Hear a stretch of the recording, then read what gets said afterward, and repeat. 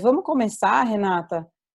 Eu queria que você contasse um pouco para a gente como que foi essa decisão de mudar para os Estados Unidos, Uhum. quais eram seus planos, como foi a sua experiência de fazer residência de novo e se a sua prática hoje, ela é uma prática, se ela é em consultório privado, se você tem algum vínculo com o hospital público e qual porcentagem dos seus procedimentos são estéticos e reparadores, né? Qual que é a maioria dos seus casos? Tá. Primeira coisa, eu nasci, cresci em Recife e fiz faculdade de medicina em Recife e juntamente com meu marido, a Marco, na metade da faculdade a gente decidiu que queria vir só visitar.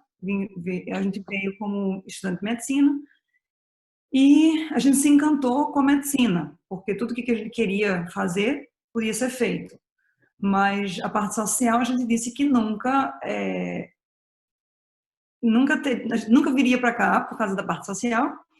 E a gente voltou para o Brasil, se formou, terminou a faculdade, começou a trabalhar e se preparar para a prova de residência do Brasil.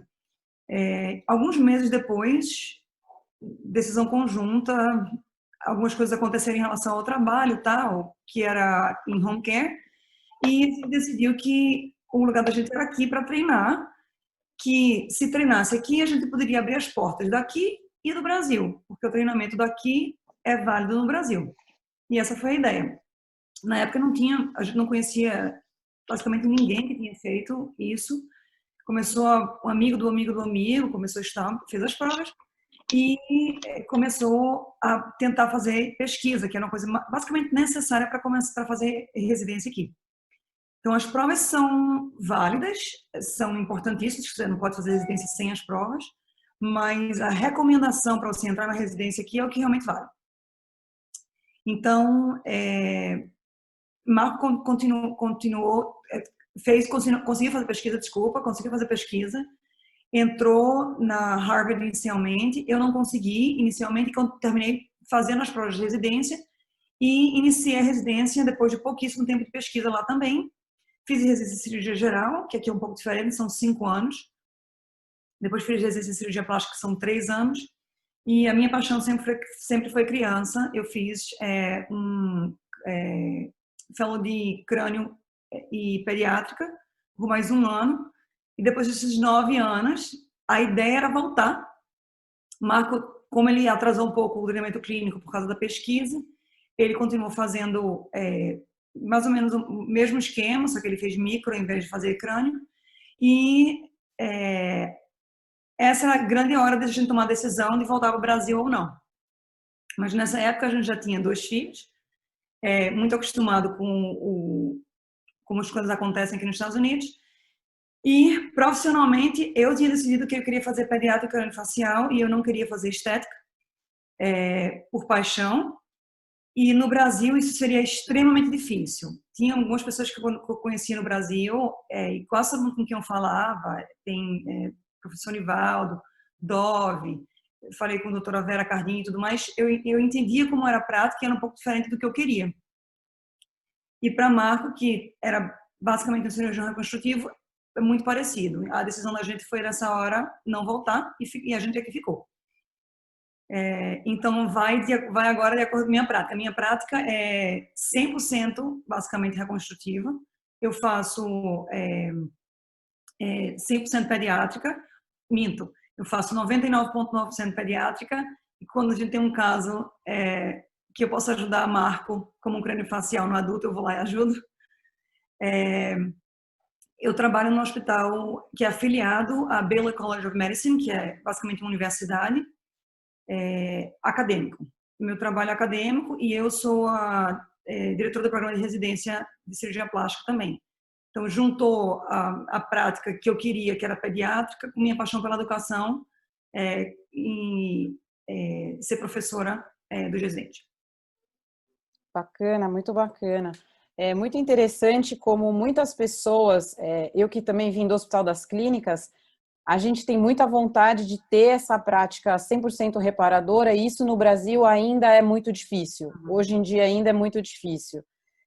E a gente acaba tendo uma prática mista, né? Pelo menos a maioria dos meus colegas, o Edu Montag vai entrar aí, eu vou pedir para ele te fazer pergunta já já, mas a gente tem essa mesma dificuldade que você comentou. A gente gostaria de trabalhar muito, muito com reparadora, mas na prática da nossa vida isso não é viável.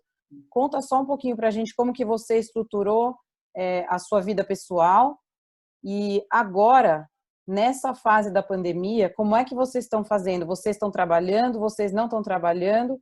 E se vocês estiverem trabalhando, como que vocês organizaram a família? Que você me falou que você tem 2 filhos. 3 agora. 3, parabéns. Em relação à vida pessoal em geral, desde antes de ter filho, a gente tem que ter uma programação, porque não tem família aqui nos Estados Unidos e tinha que ter uma ajuda de alguma forma, já que o trabalho, como aí no Brasil, é bem pesado e é loucura, basicamente. Então, a gente tem uma au pair, que é brasileira, e sempre teve uma au pair brasileira desde que a nossa filha mais velha tem 8 anos, desde que a nossa primeira filha nasceu, a gente tem uma au pair, e ela fica em casa ajudando a gente. Essa pessoa tem que estudar, e não só tem, como a gente basicamente força a pessoa a estudar, porque é uma maneira dela crescer e tirar vantagem daqui dos Estados Unidos também. Então, a estrutura, em relação à estrutura em geral, a família da gente, a gente sempre teve um au pair em casa ajudando com as crianças. Só que isso quer dizer que a gente tem ajuda enquanto a gente está fora e quando a gente não está trabalhando, a gente está em casa, a gente não tem ajuda porque tem que respeitar as horas de trabalho da profissional também. Estrutura, as crianças vão para a gente tem um bebezinho de 9 meses agora, então do bebezinho é um pouco diferente, mas então, até então a gente vai para o trabalho cedo e quando voltar começa a tomar conta das crianças. Quando está de plantão, a gente sempre tem um backup de ajuda, porque se a gente precisa voltar para o hospital por emergência ou complicações ou qualquer coisa, a gente tem que ter uma pessoa em casa com as crianças. E isso não foi muito diferente agora na época da pandemia para a gente. A gente continua trabalhando, mas... Mas o hospital de vocês está aberto, Renata? Vocês continuam operando cirurgias eletivas? Você continua fazendo crânio? Não. Então, Aneta, agora eu vou te interromper um pouquinho, Rê. Tudo bom? Tudo jóia? Que, na verdade, eu acho que tem uma história que é um pouco antes disso ainda, da organização da família, porque eles disparearam o treinamento deles. A Renata falou um pouco disso, mas a Maria nasceu e vocês moravam em cidades diferentes, né? Então, Durante algum tempo. Então, na verdade, eu acho que, do ponto de vista de organização, o maior desafio foi ali, né? Foi. Tipo... Então, eles moraram em cidades diferentes durante, sei lá, o treinamento. O Marco estava fazendo cirurgia geral, a Renata estava fazendo plástica e morando em cidades diferentes. Então eu vou falar um pouquinho disso. Um pouco mais complicado, que é uma história legal. Quando a gente inicialmente, o Marco estava fazendo pesquisa em Boston e eu comecei residência em Rochester, Minnesota e comecei a fazer cirurgia geral. Depois, eu continuei fazendo cirurgia plástica lá. Marco começou a fazer geral, só que aí ele passou na plástica em Pittsburgh, que é na estado da Pensilvânia, e nessa época a gente já tinha Maria, que é a filha mais velha. E aí ele ficou lá em Pittsburgh durante 1 ano, enquanto eu fiquei em Minnesota por esse tempo. Eu tinha a au pair que me ajudava, e era nesse esquema. Eu dava plantão em 30 horas, voltava, ela ficava livre, que ela tinha que ir para a escola, e aí eu ficava à noite com Maria, no outro dia continuava esse esquema. Só que aí, nos finais de semana, cada 2 semanas a gente se via, que era o final de semana que a gente tinha off, e aí colocava Maria no colo e ia para Pittsburgh para visitar Marco, e quando ele tinha chance de vir, ele vinha visitar a gente. E nessa história, a gente drenou toda a conta bancária mais um pouco, porque não podia deixar de se ver, em hipótese alguma. E nos finais de semana que ele estava que Marco estava lá, tomava conta de Maria integralmente e ficava com ela para aproveitar o tempo perdido. E quando foi aí eu fiquei, ele terminou o treinamento de cirurgia geral, desculpa, de cirurgia plástica lá, Eu fiz crânio lá, eu segui ele para fazer crânio lá, continuei como staff lá em Pittsburgh até ele terminar o treinamento de plástica. E aí a decisão que a gente tomou, todas as decisões que a gente tomava juntas. Ele queria treinar num canto, ou eu queria treinar num canto, tinha que ser um lugar que o outro também poderia ir depois, ou junto. Porque a gente já não estava, essa altura do campeonato, a gente já não estava mais disposto a ficar separado. É muito interessante como nos Estados Unidos tem essa mobilidade, né? As pessoas têm essa mobilidade. No Brasil, eu acho que hoje talvez mudou, mas não é tão intenso quanto nos Estados Unidos. A gente vê que aí as pessoas têm uma facilidade e uma mobilidade e um desprendimento. Acho que é até cultural isso, né? Ô Zé Otávio, e você? Como é que você está aí? O que você quer saber mais da Renata? Conta pra gente. Obrigado, Aneta. Renata, meu nome é Zé Otávio, eu sou secretário atual da Regional de São Paulo, secretário do Felipe, né? Eu sento no colo dele, pode fazer as anotações. É o seguinte, Renata, eu estou muito impressionado com a tua história, mas eu queria saber, assim, você como mulher, teve alguma dificuldade que você acha que isso foi fundamental, e esse seu sangue nortista mexeu com você? Como é que foi essa vida para você? Bem, eu sempre tentei meio que ignorar as diferenças. Eu acho que em algum momento durante o treinamento existiu uma discriminação e tudo mais, mas eu sempre fui muito boa em ignorar tudo isso. Como cirurgião geral, a gente meio que pega uma pele, fica com pele grossa, né? Que são 5 anos de treinamento, e o mais fácil de acontecer é perder a ternura, porque você tem que engolir sapo, elefante e vamos embora. E eu tentei muito durante a residência não me dobrar isso, não virar, ter pele grossa, ter pele de cobra mesmo, mas não perder a ternura que eu acho que a gente tem que ter, mulher, homem, todo mundo tem que ter. Renata, mas você acha que por você ser mulher, você sofreu algum tipo de preconceito? Ainda mais você queria fazer crânio facial? Como que você sentiu isso? Eu acho que é mais nesse sentido que o Zé está perguntando, sabe? Olha, eu não acho que eu não me senti discriminada. Mas para o motivo que fez isso, o motivo para não ser discriminada é porque quando você termina o seu treinamento de cirurgia geral, você meio que se sente nada afeta muito, vamos dizer assim. Eu acho que eu senti um pouco de discriminação quando eu fui ter filho, porque isso, claro, que você sai. Eu tirei minha licença maternidade, que aqui é integral, eu tirei 11 semanas. E eu senti que isso foi um choque para eles, porque eu tirei tudo, e eu me senti um pouco discriminada quando eu tomei essa decisão, mas não em relação à minha carreira em geral. Em relação à craniofacial, em nenhum momento eu me senti discriminada. Interessante. Bom, eu estou perguntando uma coisa que eu já sei, mas que as pessoas não sabem, que foi, você acabou o seu treinamento e mesmo para fazer uma prática de craniofacial pediátrica, mesmo nos Estados Unidos, isso é super restrito. Exato. E você falou, tudo bem, então eu queria que a história, porque você chegou a considerar fazer mais um ano de fellow de micro antes de conseguir, eu acho que essa é outra história que, na verdade, a história legal é da adaptação de 2 brasileiros nos Estados Unidos e de como vocês conseguiram fazer isso. Tá? Na verdade, eu acho que vocês vão internalizando alguns valores, mas essa foi uma coisa de um pragmatismo absurdo e que a decisão no final foi estimulada pelo seu chefe, né, seu ex-chefe, sei lá, mas eu acho que é uma história interessante também para o pessoal saber. Quando eu tinha emprego lá em Pittsburgh, não era o emprego dos meus sonhos, mas era 100% pediátrica, mas era restrita em relação ao craniofacial e fenda.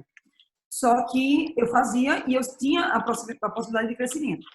Era extremamente importante para Marco fazer o treinamento no MD Anderson como microcirurgião, e a gente, como dupla, como time, a gente disse, não, a gente vai para Houston.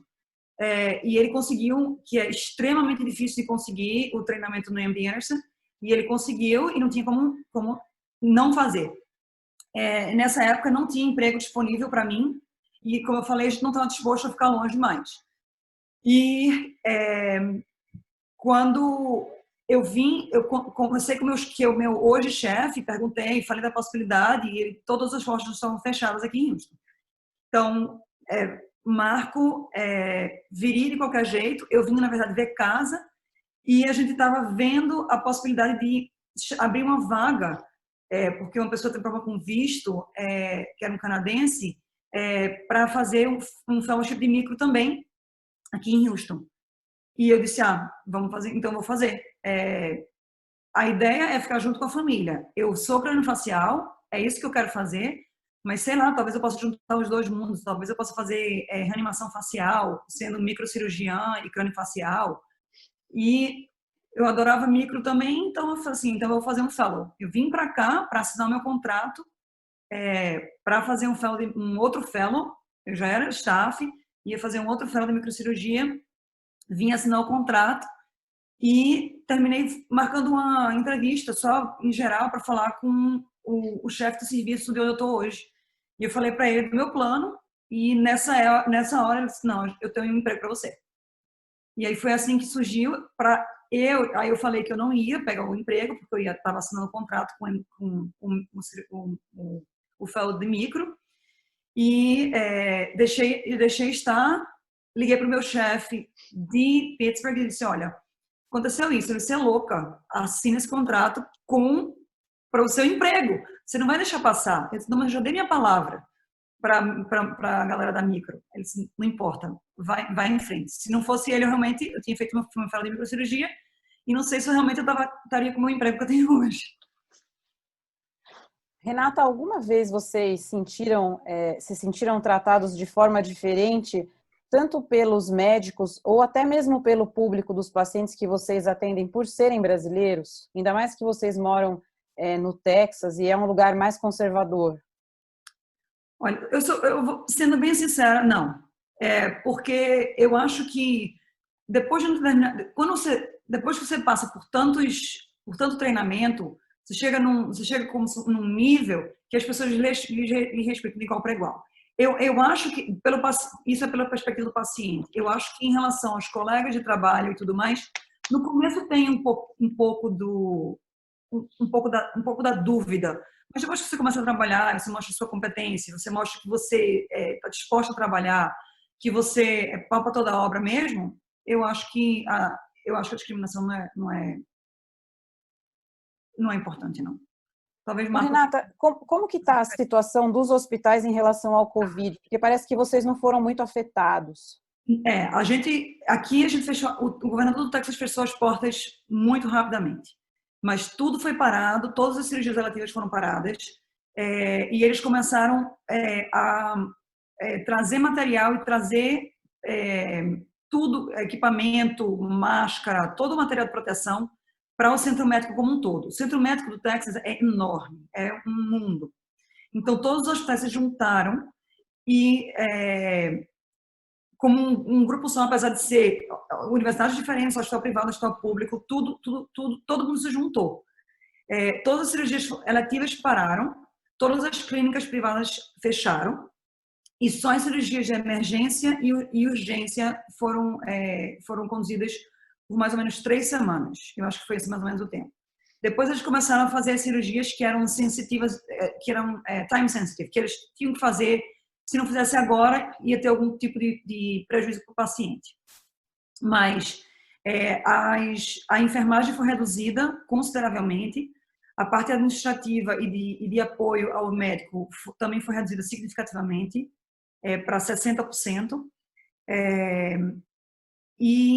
Todos os comércios, restaurantes, tudo fechou. Só que não fechou foi o supermercado e os hospitais para as emergências e urgências. Então, essa semana agora, passada, foi a primeira semana que começou a abrir no hospital infantil, já que a gente não foi muito afetado, começou a fazer cirurgia eletiva. E as cirurgias totalmente eletiva da plástica, só começam, eu acho que a partir de 8 de maio. O Marcos saberia melhor do que eu em relação a isso. Muito bem, Renata, achei fundamental essa entrevista, achei muito legal, mas eu queria que você fizesse agora uma mensagem sua de coração para o jovem cirurgião plástico brasileiro que está enfrentando o que a gente está enfrentando, ou que aquele que está se preparando para cair no mercado a partir do ano que vem, ou que começou a cair no mercado no início desse ano. Com a tua experiência e o que você já passou, qual seria essa mensagem? Coragem. Muita coragem. Os tempos não vão ser fáceis. Financeiramente, todo mundo vai estar desesperado. Então, não vai aparecer paciente batendo na porta. Mas isso vai passar. Isso vai passar muito em breve. A gente vê com a experiência daqui que com tanto que todo mundo se junte e com um time, que as coisas vão passar mais rápido do que a gente espera, mesmo, só que não vai faltar o normal, vai ser um novo normal, vai ser um normal que todo mundo vai se proteger mais, que todo mundo vai se respeitar mais e talvez até dar mais valor para as coisas que a gente antes não dava. A gente queria muito agradecer a sua disponibilidade de conversar com a gente. A gente ficou muito impressionado com a sua história, tanto com a sua história pessoal, quanto com a história da família de vocês. A gente também vai ouvir o seu marido, e acho que está todo mundo interessado em ouvir a história de vocês, porque realmente é muito bacana. E eu acho muito legal essa perspectiva de ver os brasileiros mudando de país e se tornando cirurgiões de sucesso. A gente teve a oportunidade de entrevistar outros colegas que estão fora, e isso anima muito para o pessoal novo. É o que você falou, acho que a gente vai viver um novo, né, um novo momento, e todo mundo vai se adaptar, mas que se a gente tiver coragem, se tiver todo mundo junto, a gente vai para frente, a coisa vai continuar. Queria te agradecer muito e desejar muita sorte aí para vocês, que vocês continuem prosperando. Obrigada a vocês. Vamos entrevistar o Marco Maricevic, nosso colega que está em Houston. Entrevistamos já a sua esposa, a Renata, contou uma história fantástica, muita garra, uma família que realmente está muito unida, que venceu obstáculos que para nós aqui na nossa realidade são intransponíveis. Eu não conheceria um casamento que sobreviveria a todas essas adversidades que vocês enfrentaram. Meus parabéns. E a gente está com o Edu Montag, hospitalizado. É o soro da imunidade. Eu estou tomando o meu soro da imunidade aqui. O soro da imunidade. O Zé Otávio, nosso secretário da Regional São Paulo, e a gente queria que o Marco nos contasse um pouco da trajetória dele rumo aos Estados Unidos e agora, na pandemia, como que ele está. Ele tem criança pequena, se eles estão com aulas online, se eles têm algum suporte, se ele está trabalhando normal. O Marco eu conheci no programa da Boa Vontade, da reconstrução de mama lá do Péricles, em João Pessoa. Vi que ele tem uma saudadinha de Brasil aí, tem alguma coisa muito gostosa de vir para o Brasil operar. Eu acho que é um intercâmbio maravilhoso esse programa. E a gente queria ouvir você, Marco. A palavra está com você. Você conta um pouco da sua formação e da sua história. Bem, meu nome é Marco, eu atualmente moro em Houston. A minha esposa, Renata, você já sabe quem é. A gente tem 3 filhos, Maria, Caio e Nina. E atualmente nós somos professores da Baylor, em Houston, Texas. Tudo começou na escola médica. A gente era da mesma sala, Renata, eu, Pablo, que é o meu gêmeo também, que é cirurgião plástico também, e tem uma esposa cirurgiã plástica também. E no meio da faculdade, a gente tinha esse desejo de ir para fora. A gente gostava muito de ler paper, artigo científico, e disse, poxa, vamos lá ver o que acontece nesses lugares onde isso é escrito. E a gente, no 5º ano de medicina, sentou no computador, começou a mandar e-mail para todos os programas de cirurgia dos Estados Unidos para ver quem aceitava. A gente não tinha nem ideia de como ir. E nessa época, Renata queria fazer cirurgia pediátrica e eu queria fazer cirurgia do trauma, porque o contato com a cirurgia plástica na faculdade é muito pouco, né? Pelo menos para a gente na UFPE foi quase nulo. Então a gente não sabia muito bem o que era cirurgia plástica. Então a gente passou 3 meses fora no último ano, no nosso 6º ano. A gente foi para Mayo Clinic e foi para o Texas, aqui também. Então passamos esses 3 meses como estudantes, gostamos muito do que a gente viu, de como as coisas eram feitas, tudo funcionava bem. E voltamos para Recife e a gente estava no fim do ano, estava graduando, então já chegou para uma semana de festa. E terminou essa semana de festa, a gente graduado, e a gente ficou pensando, poxa, o que a gente vai fazer agora? Eu tinha mais vontade de voltar, Renata mais ou menos. Então a gente ficou, então vamos fazer as provas. E isso, nossos pais queriam que a gente ficasse lá, né? Pagou para fazer a prova do Brasil de residência, Renata fez, Renata passou, inclusive. Eu lembro que na noite anterior, fiquei acordado até 3 da manhã em um bar e fui fazer a prova, não passei, não estava com vontade de passar também. E começamos a estudar para as provas e trabalhar no home care para ganhar alguma coisa. No 2º mês de home care, a empresa faliu, a gente levou um calote. Aí eu disse, Renata, eu acho que isso foi uma mensagem. E a gente então decidiu vir para cá para treinar. Eu consegui um postdoc fellowship em Harvard e tinha um contrato verbal de ficar 2 anos lá. Renata então começou a tentar achar alguma coisa em Boston também. Achou uma coisa um pouco mais tarde, mas era uma coisa que não era muito definitiva. Ela trabalhava em um lab lá e ficou como 6 meses lá. Nesse tempo, ela estava aplicando para a residência dela. Ou seja, Renata passou para General Surgery na Mayo Clinic e foi para lá como R1. Eu fiquei mais um ano em Boston. Renata, então, foi convidada para ficar na Mayo Clinic por 5 anos, fazer treinamento puro lá. Então, para mim, não ficou... Era uma proposta excelente para ela. Então, para mim, não ficou nenhuma outra oportunidade a não ser matear na Mayo Clinic, ou seja, fazer a residência lá. Então, apliquei para lá. Eles também... eu fui para lá depois, então moramos 1 ano. Eu estava em Boston e ela estava na Mayo Clinic.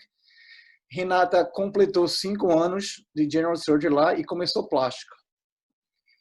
Eu fiz 6 anos de General Surgery, mas teve uma época que eu estava aplicando para plástica que eu queria fazer micro e Renata queria fazer crânio-facial, que não seria vantajoso para a gente ficar na Mayo Clinic. Então, eu apliquei para ir para Pittsburgh, para fazer plástica lá. Então, eu terminei 6 anos de geral na Mayo Clinic e fui começar a plástica em Pittsburgh, que são 3 anos. Renata, então, terminou, quer dizer, aplicou para o fellowship dela de crânio-facial em Pittsburgh, passou e terminou plástica lá. Então, meu primeiro ano de plástica em Pittsburgh, Renata estava na Mayo Clinic ainda, fazendo o último ano de plástica dela. É uma situação que eu tenho... Para você entender, eu tenho que desenhar tudo assim, tem que ter aqueles gráficos.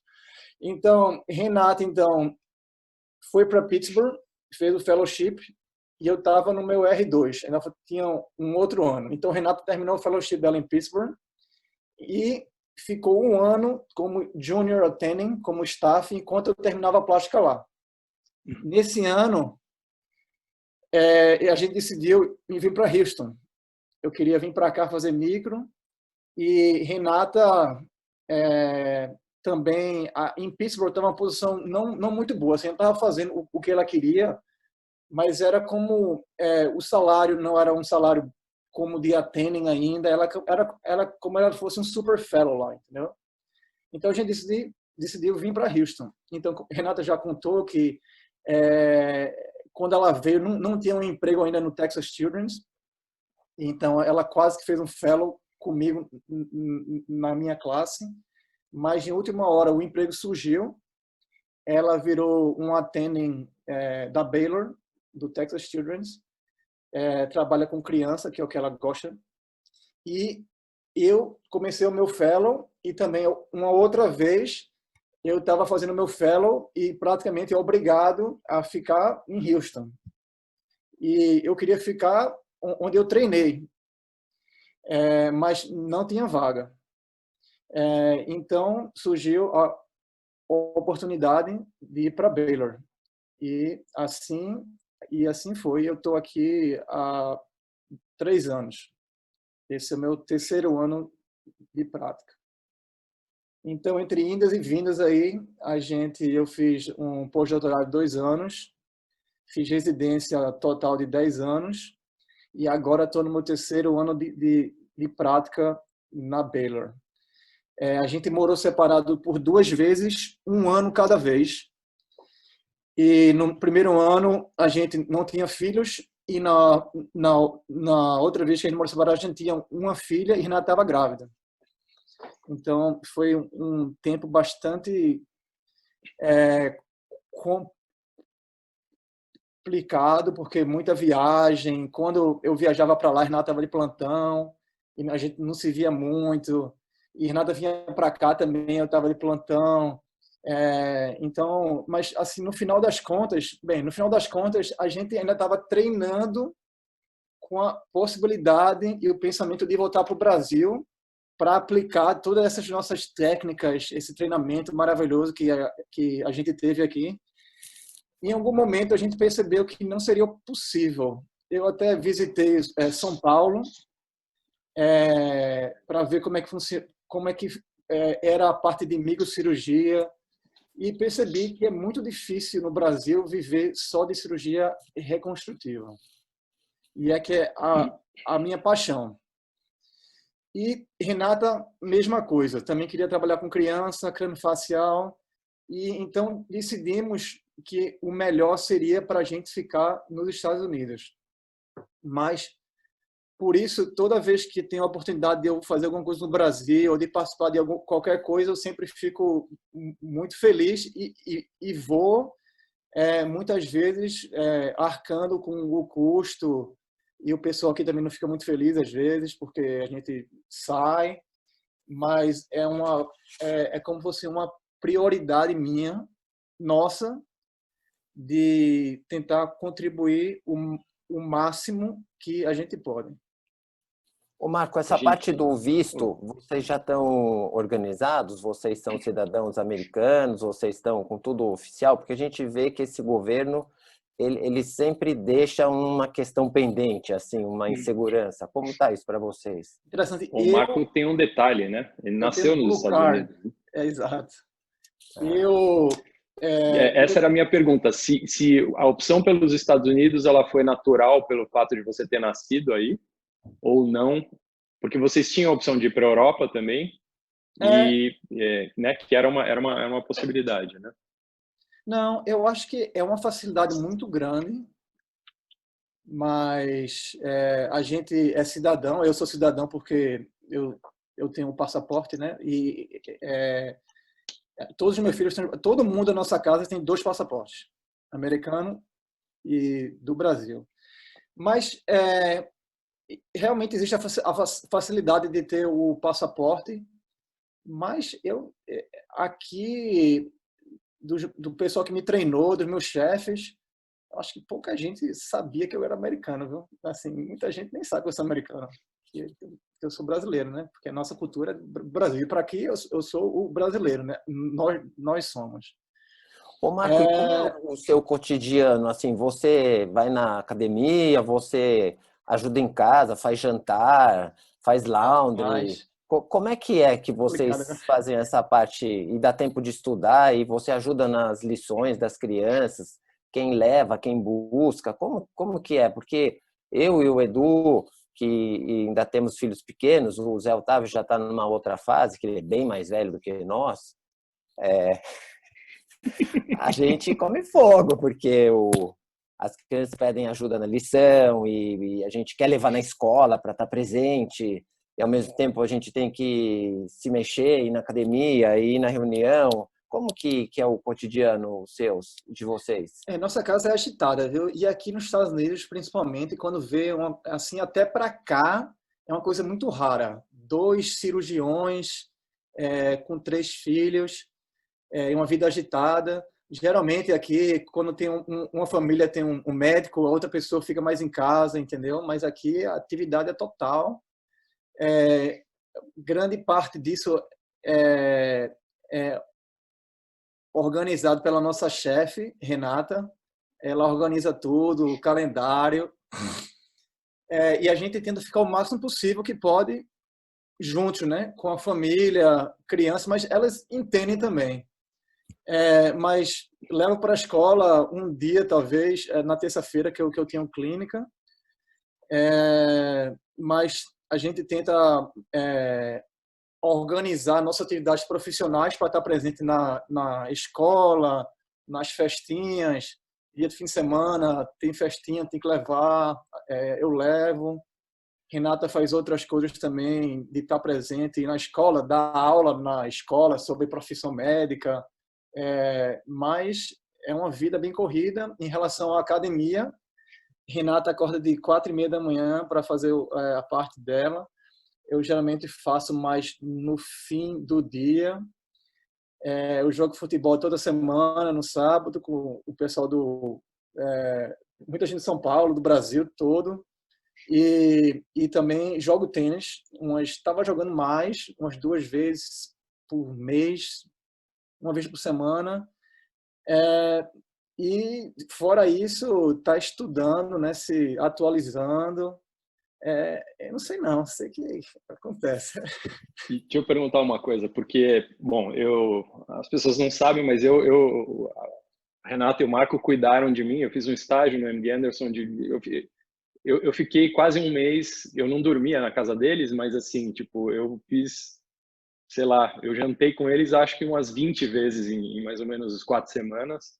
E assim, eu não sou o único que fez isso. Eles são super solícitos, recebem um monte de gente. O Marco me ajudou muito com o estágio e tal. Então, no fim, a gente acabou ficando bastante amigo e tal. Mas como é que é essa coisa? Porque assim, vocês, tipo, vira e mexe tem gente na casa de vocês e a rotina da casa continua absolutamente igual. E quando eu estava lá, era aniversário da Maria. E além da minha presença, ainda tinha os avós estavam lá visitando. Então tinha 5 pessoas a mais, né? Não era, tinha muita gente visitando mesmo, né?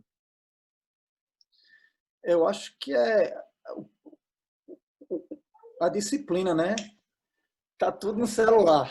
Tem que estar no calendário. Se tá no calendário, tem que acontecer. Se não marcou, aí tem o risco que não vá acontecer. Então, tudo plano, né? E também tomar cuidado para não para priorizar a família, né? Porque eu e Renata, a gente gosta muito do que a gente faz, da cirurgia plástica e dos residentes, mas você não pode esquecer dos seus projetos de vida maiores, que é a sua família e os seus filhos. Então, a gente tem isso muito claro quando a gente vai fazer nossa organização de vida. Legal. Eu queria, Felipe, se você me permite, fazer para você, Marco, a mesma pergunta que eu fiz para tua esposa na entrevista que a gente fez há um tempo atrás. Se hoje você está começando a tua vida profissional, você está praticamente já com um tempo bom aí, qual seria a mensagem que você daria para o jovem cirurgião plástico brasileiro que acabou de se formar agora, em março, esse que está vindo para o ano que vem, esse que já está formado, baseado na tua experiência de vida com a tua esposa, essa luta toda, qual seria essa mensagem que você daria a ele? Boa, eu tive a chance de pensar. Você perguntou a Renata, mas é o que eu digo para o pessoal que treina aqui, os meus R, os meus fellows, A cirurgia plástica é um campo fantástico, né? Fascinante.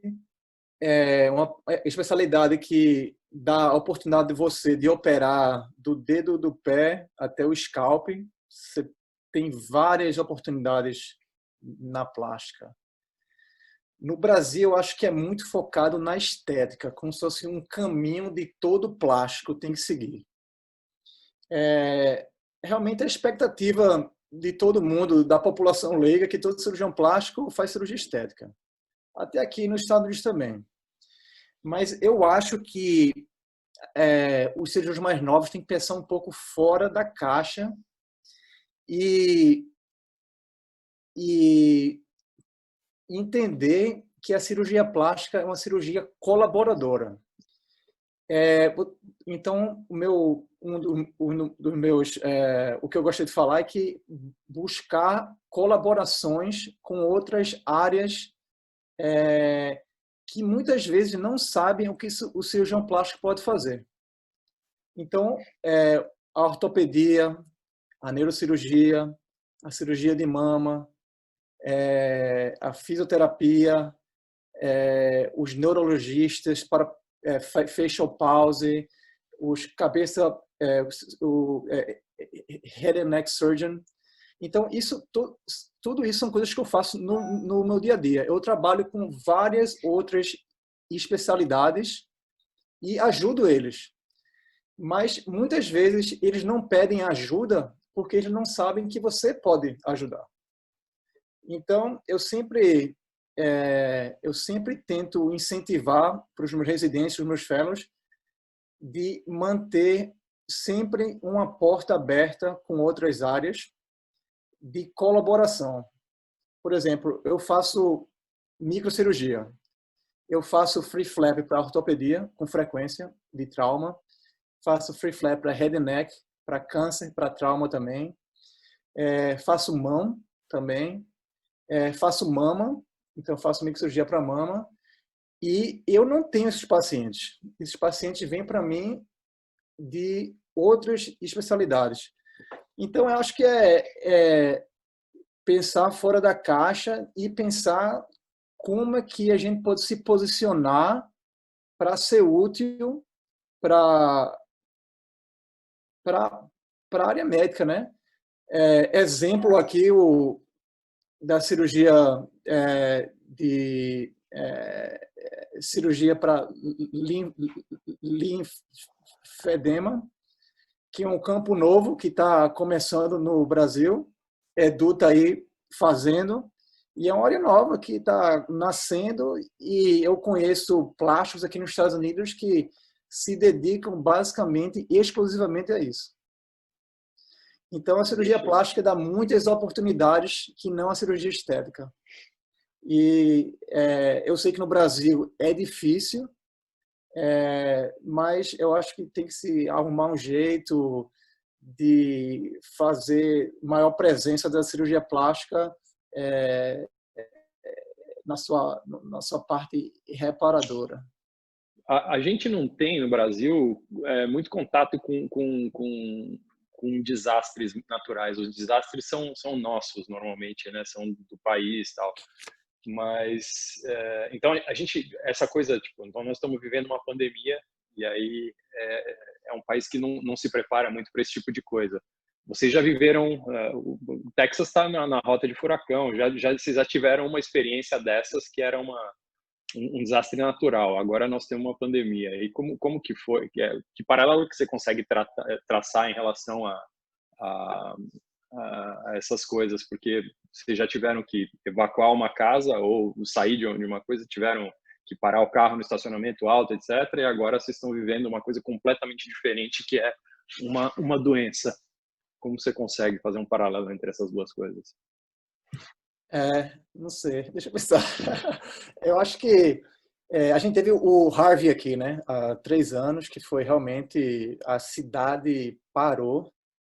A cidade parou, a gente ficou na nossa casa por 3 dias, ilhado, não podia sair. Houve um tempo de preparação, tipo uns 2, 3 dias, todo mundo se abasteceu. Nossa casa era baixa, a gente tinha 3 carros nessa época, eu deixei 2 carros fora de casa, e deixei um carro em casa para se precisasse. E ficamos 3 dias lá e a cidade devastada. Mas aí a gente viu o espírito do povo daqui. Todo mundo se uniu de uma maneira impressionante, ajudando um ao outro. O nosso chefe pegou um barco dele, foi salvar a gente por rios, todo mundo que tinha barco, tinha balsa, foi atrás de salvar a gente. A economia rapidamente voltou.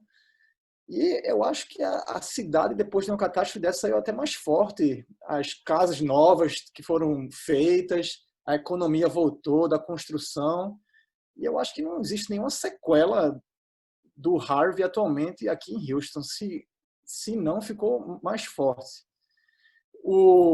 Agora, o que a gente está passando é uma situação também muito complicada, né? A gente não é o epicentro de nada, nenhum foco, está tudo assim tranquilo por aqui até agora. Quando a gente vê outros polos como Nova York, mas a preparação aqui foi intensa, todo mundo envolvido, vários planos, lideranças de hospitais, governador.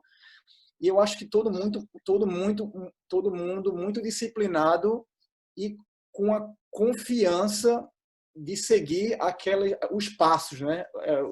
O líder, né? Que eu acho que no Brasil ficou um pouco atrapalhado. Sem falar nada de política aqui, mas essa é o paralelo que eu traço, como aqui, apesar de haver algumas divergências de como agir, mas no final de tudo, todo mundo foi muito ordeiro, disciplinado e segue as recomendações dos líderes. A Renata estava me falando aqui, Marco, desculpa te interromper, mas que você assumiu recentemente um papel de liderança, acho que no Bentob, né, no Hospital Público de Treinamento. Então, você está participando ativamente do planejamento de como combater a pandemia ou da mudança de conduta. As nossas discussões de mudança de prática que a gente teve no privado aqui foi em relação no hospital público, como que isso afetou a nossa prática, mas assim, como que você estar aí, assim, literalmente na linha de frente, tomando decisões de organizar um hospital para como se portar em relação a isso, né? Tanto do ponto de vista de atenção às pacientes, como a não parar o treinamento dos seus residentes e fellows.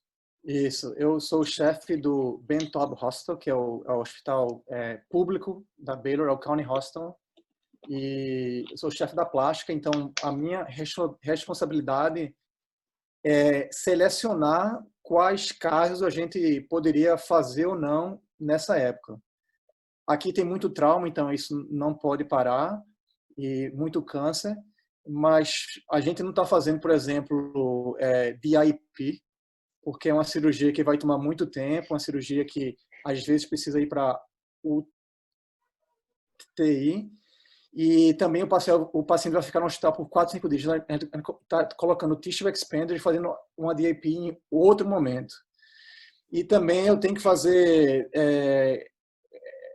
a gente tem que fazer a nossa organização com os residents, os residentes, os fellows, porque se não está acontecendo muita coisa, a gente não quer todo mundo aqui também, porque se um se vai contaminar, a gente vai perder essa pessoa. Então, a gente está funcionando com 50%. E isso tudo, assim, eu ajudo a tomar as decisões, mas são várias camadas, né? Eu tomo minhas decisões, vai para outra camada, vai para outra camada. Mas realmente eu me vi no papel aqui de realmente ser o líder da cirurgia plástica no County Hospital em Houston. Até agora é trabalhoso, porque agora a gente vai voltar. Então agora a pergunta que eu tenho que responder hoje é: Marco, a gente vai expandir 25% agora dos nossos casos. Como é que você vai fazer? Quais são os casos que vai fazer? Vai ser caso grande, caso pequeno? E eu estou pensando nisso nesse exato momento. eu ia te fazer uma última pergunta do ponto de vista pessoal.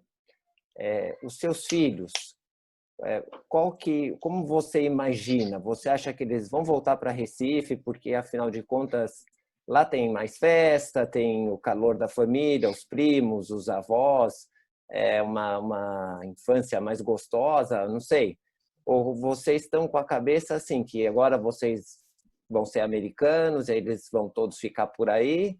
Ou como que eles estão? Qual a idade deles? Eles já pensaram nisso? Ah, não queria estar aqui, queria estar lá.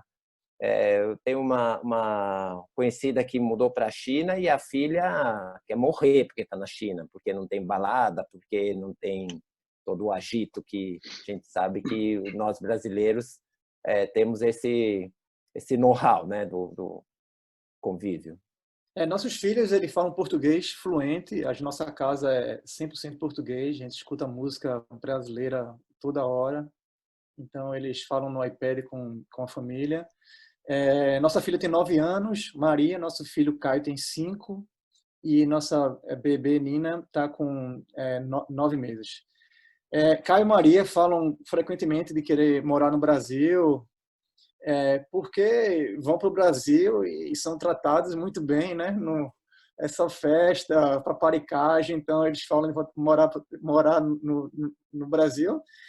Eu, sinceramente, a escolha vai ser inteiramente deles, né? Acho que a gente vai prover aí com educação, não só escolar, mas educação doméstica, e abrir horizontes e mostrar para eles que eles podem fazer o que eles quiserem, pode ser quem eles quiserem, aonde quiserem. Então vai ficar mais por conta deles. Eu não vou ter nenhum poder de veto, não. Assim, 18 anos, a decisão aí vai ser inteiramente deles e a gente vai estimular o que eles quiserem fazer. Família exemplar, vocês são incríveis. Quando eu tiver a oportunidade, eu quero visitá-los. Quando vierem para o Brasil, não deixe de nos avisar, porque a gente percebeu que essas entrevistas elas ampliam muito a vontade de nos encontrarmos ao vivo e a cores. Então, mais uma vez, obrigado por dispor do tempo, por falar conosco e sucesso para vocês. Vocês são incríveis. Tudo de bom. Obrigado. Valeu aí, pessoal.